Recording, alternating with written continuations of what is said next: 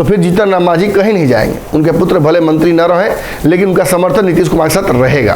उन्होंने ये भी कहा कि मैं इस महागठबंधन में नहीं आया था, मैं तो नीतीश कुमार के साथ था। नीतीश अगर एनडीए में थे तो मैं एनडीए में उनके साथ था, अगर वो महागठबंधन थे तो मैं महागठबंधन के साथ था। नहीं उन्होंने माना, मैंने उन्हें सीधे कह दिया कि आप इस्तीफा दे दीजिए और आगे का रास्ता देखिए। अब कांग्रेस बहुत महत्वपूर्ण हो गई है। ऐसे में कांग्रेस के दिए गए शर्तों पर अगर नीतीश कुमार फैसला नहीं लेते हैं तो कांग्रेस भी एक बड़ा फैसला ले सकती है। नमस्कार, भारत लाइव देख रहे हैं आप। शायद इस वक्त की सबसे बड़ी खबर आपको मैं देने जा रहा हूं, लेकिन इससे पहले मैं कहूंगा कि इत्मीनान से कहीं बैठ जाइए अगर महागठबंधन समर्थक है तो। महागठबंधन से आज 4 विधायक सरकार से समर्थन वापस लेने जा रहे हैं। इस बात को लेकर एक बड़ी बैठक शुरू हो गई है। आपको पता होगा कुछ दिनों पहले महागठबंधन में 7 दल थे। सातों दलों ने यह दावा किया था कि अब भाजपा को बिहार ही नहीं बल्कि केंद्र से भी समाप्त कर देना है। इसको लेकर नीतीश कुमार ने एक बड़ी रैली भी की थी। पूर्णिया के मंच पर नीतीश कुमार ने सभी दलों को यह आश्वासन दिया था कि वो एक साथ रहें और भाजपा को चुनौती दें।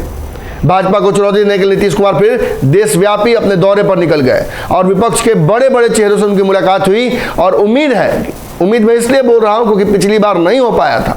23 तारीख को बिहार में एक बड़ा आयोजन होगा जिसमें मोदी विरोधी चेहरों को एकजुट किया जाएगा। लेकिन उससे पहले महागठबंधन को एक बहुत बड़ा झटका लगा है। महागठबंधन से जीतन राम मांझी लगभग बाहर से हो गए हैं। जीतन राम मांझी पर जिस तरीके से नीतीश कुमार ने दबाव डाला था कि वो अपनी पार्टी का विलय जदयू में कर लें, इसकी वजह से जीतन राम मांझी ने अपने पुत्र से इस्तीफा दिलवा दिया था। हालांकि बाद में पता चला कि नीतीश कुमार के दबाव में ही इस्तीफा हुआ है। संतोष मांझी ने अपनी स्वेच्छा से इस्तीफा नहीं दिया था, बल्कि नीतीश कुमार ने ऐसा दबाव और ऐसा प्रस्ताव रख दिया था जिसकी वजह से जीतन राम मांझी को यह फैसला लेना पड़ा। अब जीतन राम मांझी कहाँ जाएंगे, इसको लेकर उन्होंने स्पष्ट कर दिया था कि वो फिलहाल महागठबंधन का हिस्सा रहेंगे। नीतीश कुमार को जो शर्तें उन्होंने दी हैं उन शर्तों पर नीतीश कुमार अगर अमल करते हैं, अगर पूर्णिया में किया हुआ वादा वो याद रखते हैं, तो फिर जीतन राम मांझी कहीं नहीं जाएंगे। उनके पुत्र भले मंत्री न रहें, लेकिन उनका समर्थन नीतीश कुमार के साथ रहेगा। उन्होंने ये भी कहा कि मैं इस महागठबंधन में नहीं आया था, मैं तो नीतीश कुमार के साथ था। नीतीश अगर एनडीए में थे तो मैं एनडीए में उनके साथ था, अगर वो महागठबंधन थे तो मैं महागठबंधन के साथ था। दरअसल इस बात के बाद एक और विवाद शुरू हो गया है जीतन राम मांझी को लेकर। जब नीतीश कुमार ने स्पष्ट कर दिया कि मैंने उनसे विलय की बात कही थी, नहीं उन्होंने माना, मैंने उन्हें सीधे कह दिया कि आप इस्तीफा दे दीजिए और आगे का रास्ता देखिए। इसके बाद आपने देखा कि किस तरीके से जदयू के नेताओं ने जीतन राम मांझी पर लगातार हमला किया। उनके जो पार्टी है उसको छोटी दुकान तक बताया, जिसके बाद वो नाराज भी हुए, लेकिन अभी तक उन्होंने महागठबंधन से अपने आप को अलग नहीं किया है। इसी बीच आपने देखा कि रत्नेश सदा को उनके पुत्र की जगह मंत्री बनाया गया, जो कि उसी जातीय समीकरण से आते हैं। फिर भगीरथ मांझी जो कि दशरथ मांझी के पुत्र हैं, उनको जदयू ज्वाइन कराई गई। माने कहीं ना कहीं जीतन राम मांझी के लिए एक ऐसी प्रतिकूल परिस्थिति बनाई गई जिसमें वो सर्वाइव महागठबंधन नहीं कर सकते हैं। ऐसे में हम की आज राष्ट्रीय कार्यकारिणी की बैठक चल रही है।